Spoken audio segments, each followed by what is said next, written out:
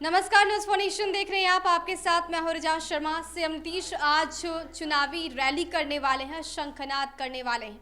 लेकिन इससे पहले ही तेजस्वी यादव ने भविष्यवाणी कर दी है कि हर बार की तरह इस बार भी सीएम नीतीश की ये रैली फ्लॉप होने वाली।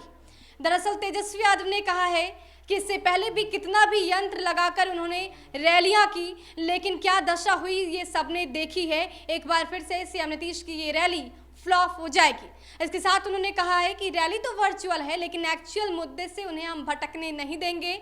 उन्हें सभी सवालों का जवाब देना ही होगा। क्या कुछ कह रहे तेजस्वी यादव? कुमार जी की वर्चुअल रैली है। आपको पता होगा 1 मार्च को नीतीश कुमार जी की एक्चुअल रैली भी हम लोगों ने देखा था, और उस रैली का क्या हश्र हुआ था पूरे देश ने वो अपने आंखों से देखा था। पूरा सरकारी तंत्र लगा करके, हर एक चीज़ लगा करके भी रैली जो थी वो super duper flop rally Bihar के इतिहास के पन्नों में वो दर्ज की गई।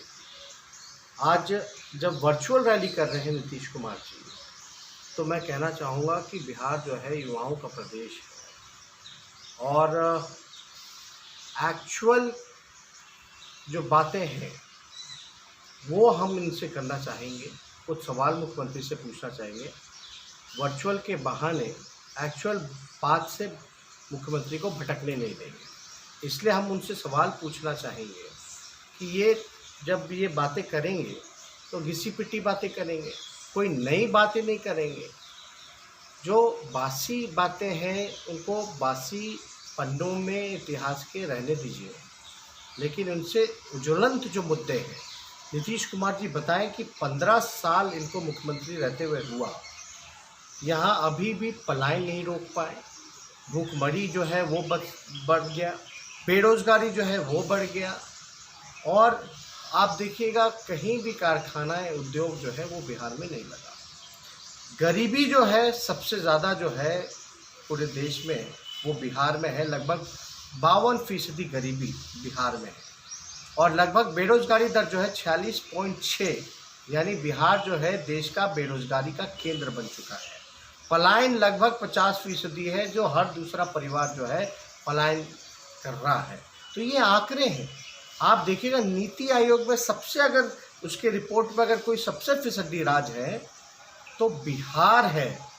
आखिर ऐसा क्यों? सभी सूचकांक में अगर देखिएगा नीति आयोग के, तो बिहार शिक्षा हो, स्वास्थ्य हो, इन सारी चीज़ों में बिहार सबसे फीसदी राज्य है। आप देखिएगा 58 घोटाले हुए जिसको सरकार ने भी माना है। लगभग बिहार का 20,000 करोड़ की लूट मार हुई है, भ्रष्टाचार हुआ है।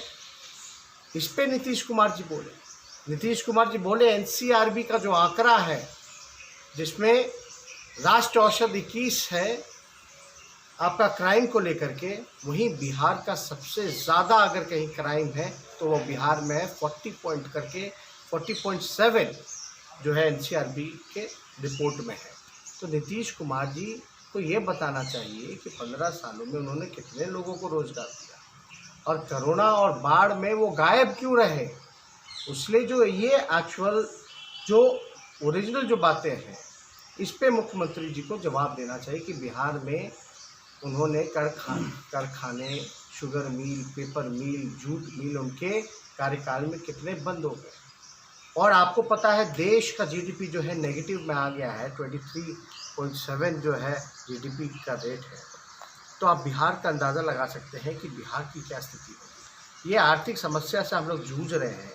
वहीं मुख्यमंत्री के पास कोई भी विजन और कोई भी एक्शन प्लान नहीं है कि बिहार को इस संकट से, कोरोना महामारी से कैसे उभारने की क्या तैयारी है, क्या विजन है।